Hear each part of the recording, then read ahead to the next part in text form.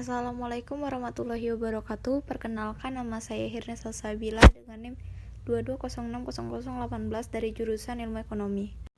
Di sini saya akan menjelaskan bab 13 pengujian hipotesis sampel besar. Hipotesis adalah suatu pernyataan mengenai nilai suatu parameter populasi yang dimaksudkan untuk pengujian dan berguna untuk pengambilan keputusan. Pengujian hipotesis adalah prosedur yang didasarkan pada bukti sampel yang dipakai untuk menentukan apakah hipotesis merupakan suatu pernyataan yang wajar dan oleh karenanya tidak ditolak, atau hipotesis tersebut tidak wajar dan oleh karena itu harus ditolak. Prosedur pengujian hipotesis: langkah 1, merumuskan hipotesis dan hipotesis alternatif. Langkah kedua, menentukan taraf nyata. Langkah ketiga, menentukan uji statistik. Langkah keempat, menentukan daerah keputusan atau daerah mana hipotesis 0 diterima atau ditolak. Langkah kelima, mengambil keputusan, menerima atau menolak. Merumuskan hipotesis 0. 1. Pernyataan mengenai nilai parameter populasi. Hipotesis alternatif: suatu pernyataan yang diterima jika data sampel memberikan cukup bukti bahwa hipotesis 0 adalah salah. Taraf nyata: probabilitas menolak hipotesis 0 apabila hipotesis 0 tersebut adalah benar. Menentukan uji statistik. Uji statistik suatu nilai yang diperoleh dari sampel dan digunakan untuk memutuskan apakah akan menerima atau menolak hipotesis.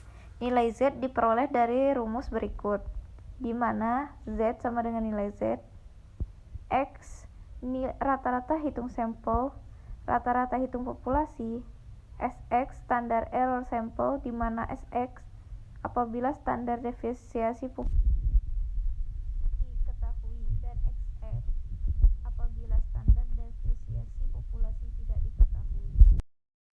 Selanjutnya, uji signifikasi satu arah dan dua arah. Pengujian satu arah adalah daerah penolak H0 hanya satu, yaitu terletak di ekor sebelah kanan saja atau ekor sebelah kiri saja. Karena hanya satu daerah penolakan, berarti luas daerah penolakan tersebut sebesar taraf nyata yaitu A, dan untuk nilai kritisnya biasa ditulis ZA. Sedangkan pengujian dua arah adalah daerah penolakan H0 ada dua daerah, yaitu terletak di ekor sebelah kanan dan kiri. Karena mempunyai dua daerah, maka masing-masing daerah mempunyai luas setengah dari taraf yang dilambangkan dengan setengah A, dan nilai kritisnya biasa dilambangkan dengan Z1/2A. Menguji hipotesis proporsi sampel besar. Berikut adalah rumusnya, di mana Z sama dengan nilai uji Z, P sama dengan proporsi sampel, P sama dengan proporsi populasi, dan N jumlah sampel. Selanjutnya ada distribusi sampling dari selisih rata-rata proporsi memiliki distribusi normal dan mempunyai standar deviasi sebagai berikut, di mana Sx1 dikurang X2 sama dengan standar deviasi selisih dua populasi. S1 standar deviasi populasi 1, S2 standar deviasi populasi 2, A1 jumlah sampel pada populasi 1, dan N2 jumlah sampel pada populasi kedua. Sedangkan nilai uji statistik Z dirumuskan sebagai berikut, di mana Z nilai uji statistik selisih dua rata-rata hitung sampel 1 dan sampel 2, M1 dikurang M2 itu selisih dua rata-rata hitung populasi 1 dan populasi S, X1 kurang S2, standar deviasi selisih dua populasi.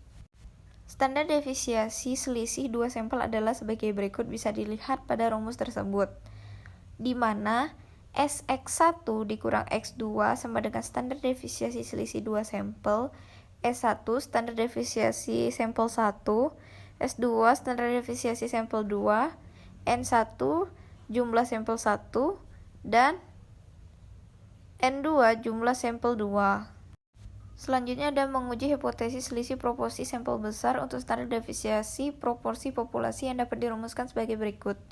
Di mana SP1 dikurang P2, standar deviasi selisih 2 proporsi populasi, P1 proporsi populasi 1, P2 proporsi populasi 2, N1 jumlah sampel pada populasi 1, dan N2 jumlah sampel pada populasi yang kedua. Pengertian kesalahan jenis 1 dan jenis 2. Kesalahan jenis 1 apabila keputusan menolak H0 padahal seharusnya H0 benar. Kesalahan jenis 2 adalah apabila keputusan menerima H0 padahal harusnya H0 salah. Mungkin itu saja pemaparan materi yang dapat saya sampaikan pada pertemuan kali ini. Lebih dan kurang saya mohon maaf, kepada Allah saya mohon ampun. Wabillahi taufiq wal hidayah. Wassalamualaikum warahmatullahi wabarakatuh.